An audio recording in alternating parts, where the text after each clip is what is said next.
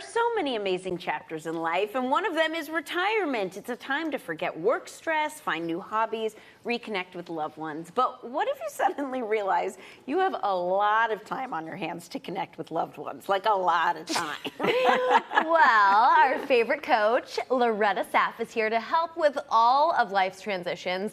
Loretta, we got to talk about the math of retirement. What does that mean? I just hope the word math doesn't make you nervous. And it's not money. We're not talking about money, although money's nice. Yeah. But no, it's the other part, the what am I going to do with all this time that I now have? That's the question. Because I don't think people think about that and realize how much time they suddenly are faced with. Yeah. I actually ran into somebody the other day who had a strange kind of job. I hadn't seen him and I knew he retired. And I said, oh, so how are you? What's happening?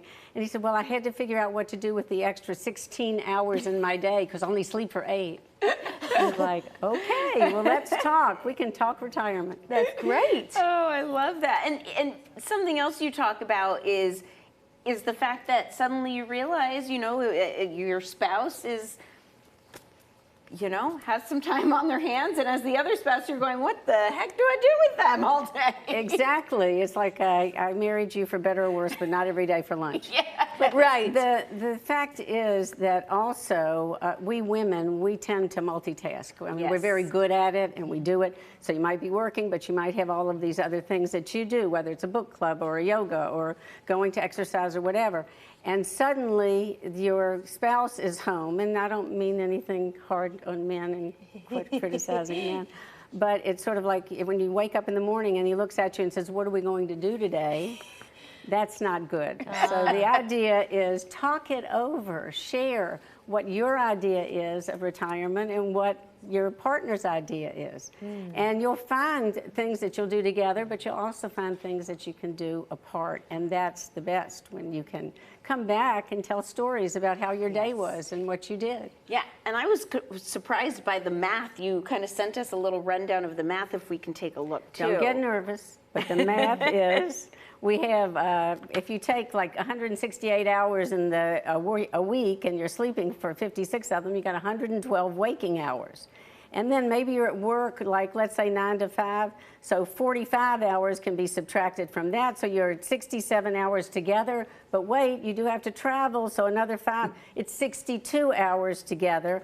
But maybe with all the home, child, personal responsibility, it's basically about 6 hours a week together. So, I mean, you're just busy. That's just sort of an average.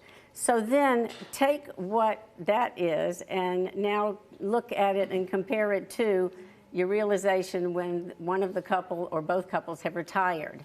You've got to figure out what it is that you're going to do, because it's an extra 10 waking hours a day. And I'm not the expert on this. I got this from Joseph Conklin, who is he's with the Age Lab at Harvard, and so he's very well respected, and he did the math. Although my husband's a mathematician, he could have done the math too, to tell you. Anyway, the idea is to talk it over. Another little interesting story is that I ran into a couple and I knew that he was getting ready to retire. And I said, oh, so what's happening? What are your plans? She answered.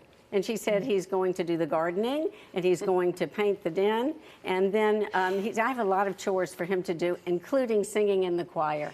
And I turned and looked at him, and he said, do I have a choice? And the answer is yes, you have a choice. Right. That's so funny. I just got off the phone with my mother this morning, who said, oh, wow, your father has finished 2 chores this morning. I said, oh, good job. I hope you're doing something for yourself as well, Father. But you always talk about it's so important to have your own life, your own foundation, hobbies. Talk about that a little bit.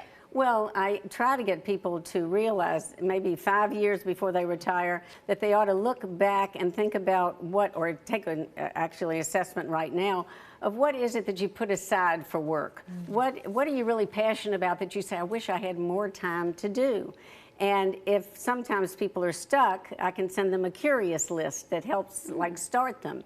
And it's funny, when you see 10 or 20 things that are on a list, even if it's hot air ballooning or, walking on a glacier, and they seem so preposterous, that it'll make you think, well, you know what, I really would like to do whatever. I used to like to play the guitar. I've always wanted to learn French, something like that. And you can jot all these things down and just kind of keep it on your desk on the side and try to make inroads into it so that you then also have friends who have similar interests. Thank you so much. Always so much to think about. Okay, the math of retirement. Find out where you can visit coachingwithloretta.com, and remember to make happy a habit.